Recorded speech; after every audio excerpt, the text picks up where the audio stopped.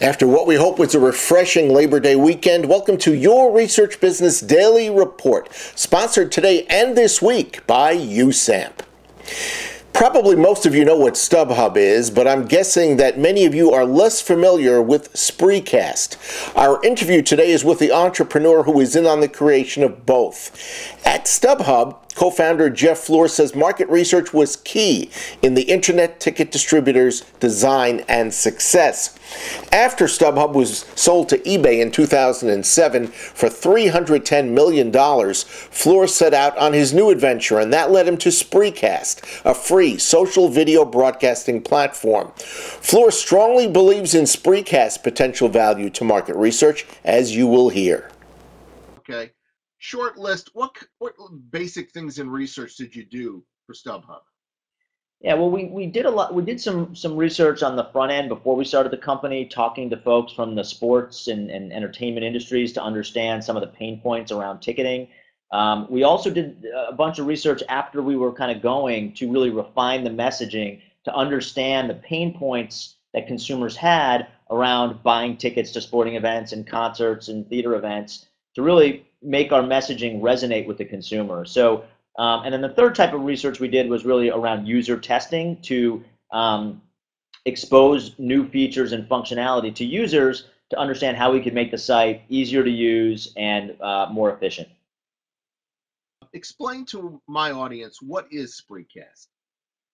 Spreecast is a social video platform that brings people together for conversation.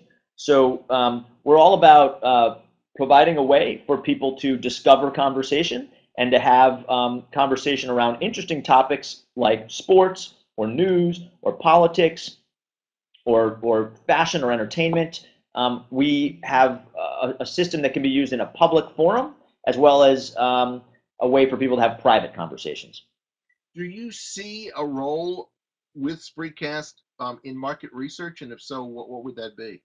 Yeah, we think Spreecast is really a great tool for market research professionals. We think there's a lot of opportunity to do more research at lower cost and much more efficiently by bringing together consumers or users of a company's product or service on Spreecast face-to-face to talk about the company's products and services or the brand, or to talk about pain points or issues that those consumers or that particular customer base has with something that they do in their lives or they do in their business. So instead of bringing everybody together at a physical location in 6 different cities across the world, you can do everything remotely, right on Spreecast, face-to-face, and really have a tool that market research professionals can use to do much more research, much more frequently, at a much lower cost in a much more efficient way. I think of you more as a B2C type of operation. Am I wrong? Well, no. I mean, we have both public Spreecasts that you might have a desire to broadcast what your conversation or to allow people to come into your conversation, and we also have private and unlisted Spreecast where it's not exposed publicly. So when we have businesses using our product, they tend to use it. They often use it in a private or unlisted setting. If you agree with Jeff that there's a place for market research and Spreecast, I'm sure he'd like to hear from you. His email is jeff@spreecast.com. Moving on, attention brand managers, it may very well be time to revisit your basics. The Harvard Business Review blog network has published 3 myths about what customers want by the corporate executive board's Karen Freeman, Patrick Spenner, and Anna Bird.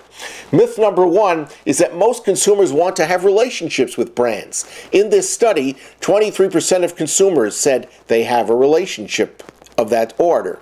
Myth number 2, interactions build relationships. Quote, no, they don't, affirmed the authors. And myth number 3, the more interaction, the better. Quote, without realizing it, many marketers add to the bombardment consumers feel, reducing stickiness rather than enhancing it, end of quote. We have a link to the blog underneath our video screen, so take a look at it for yourself. That's your Research Business Daily Report, sponsored today and this week by USAMP. Have a great research day, and we'll join you all again tomorrow.